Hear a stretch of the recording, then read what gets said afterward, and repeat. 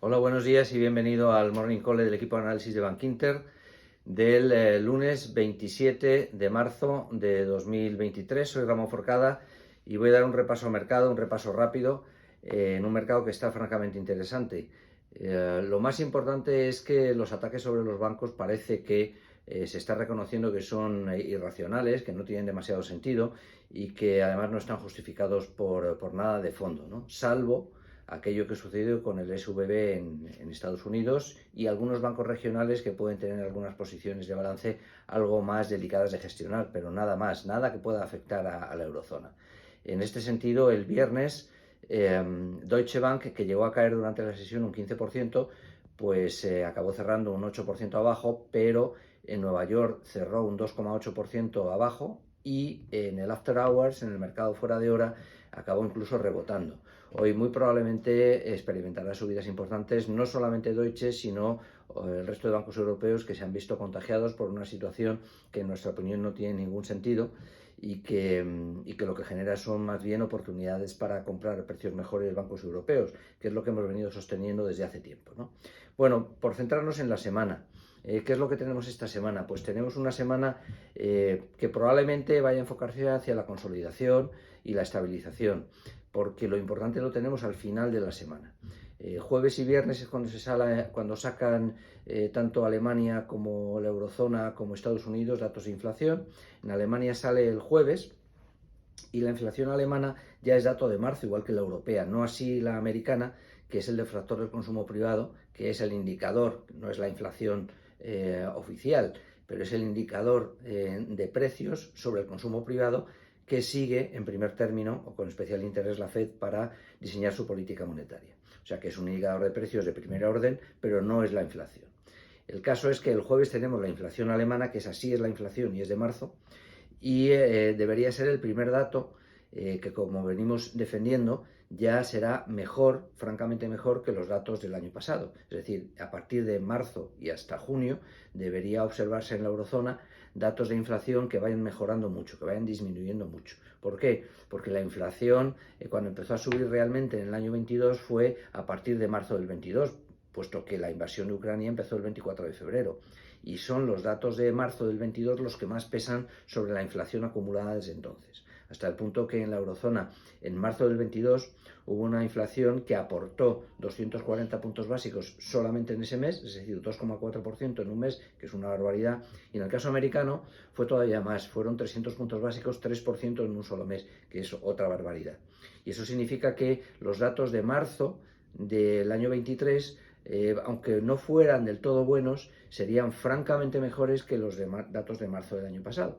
Y por comparativa y por efecto espejo, la inflación acumulada, la inflación interanual que se llama, debería empezar a disminuir, ¿no? La inflación subyacente todavía no. La inflación subyacente, como es una inflación que recibe el impacto de precios permeando con unos 2-3 meses, incluso algo más de decalaje, pues no empezará a mejorar tanto hasta dentro de 3 meses, probablemente hasta dentro de mayo, una cosa así, ¿no? Mayo, junio. Pero si vemos caer la inflación general, ya eso es indicio muy fiable de que la subyacente empezará a caer, dependiendo de lo que caiga dentro de la inflación, pero ya es un indicio de que es posible que la subyacente empiece a caer, ¿no? Y entonces el jueves, ¿qué es lo que tenemos? Tenemos una inflación en Alemania en 8,7 que podría irse hasta 7,3. Es decir, retrocedería 1,4, casi 1,5, 150 puntos básicos, 140 en un mes, ¿no? Y eso ya da la confianza de que realmente este proceso de reducción de la inflación está en marcha, ¿no?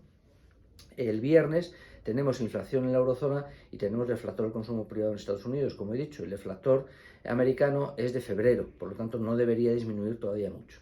Hay que esperar un mes. Sin embargo, las estimaciones apuntan a que retrocedería desde 5,4 hasta 5,1. La verdad es que nosotros nos conformaríamos con alguna reducción. De 5,4 a 5,3, 5,4 a 5,2 ya sería suficiente como para que el mercado reaccione bien, ¿no? Y la inflación europea está ahora mismo en 8,5. Las estimaciones el viernes apuntaron a 7,4, una cosa así.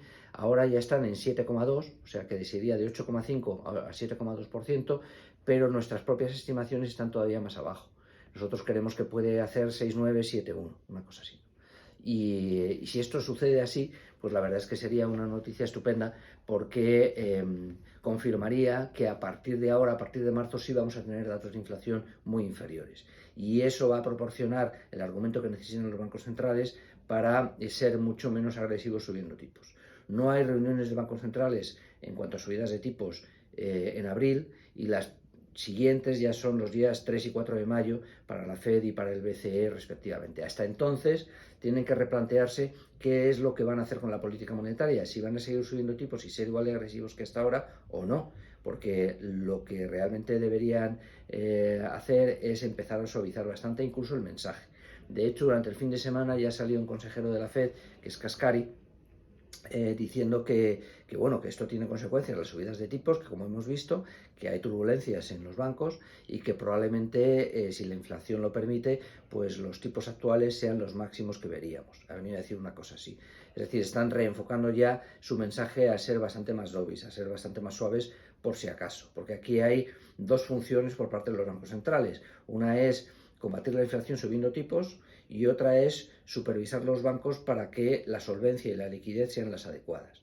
Ellos dicen que las dos cosas van por separado. Sobre todo el BCE ha defendido que se pueden subir tipos, combatir la inflación, y que se puede supervisar los bancos y tutelarlos y cuidarlos, y que no tiene que ver una cosa con otra. Pero la realidad es que eso no es así, y los hechos de las últimas semanas demuestran que no es así. Cuando uno sube tipos muy rápidamente y además los mensajes siguen siendo agresivos constantemente y sin alterarlos, se dan situaciones como las del SVB en Estados Unidos, que es que los depositantes, pues ante la falta de rentabilidad que les dan sus depósitos, pues a lo mejor quieren comprar letras o bonos, y entonces ya no los tienen en depósitos en los bancos, y los bancos tienen que atender esos depósitos, y para atender esos depósitos tienen que reorganizar su balance, y si no llegan a tiempo, pues puede haber dudas con respecto a si llegan a tiempo para devolver todos los depósitos.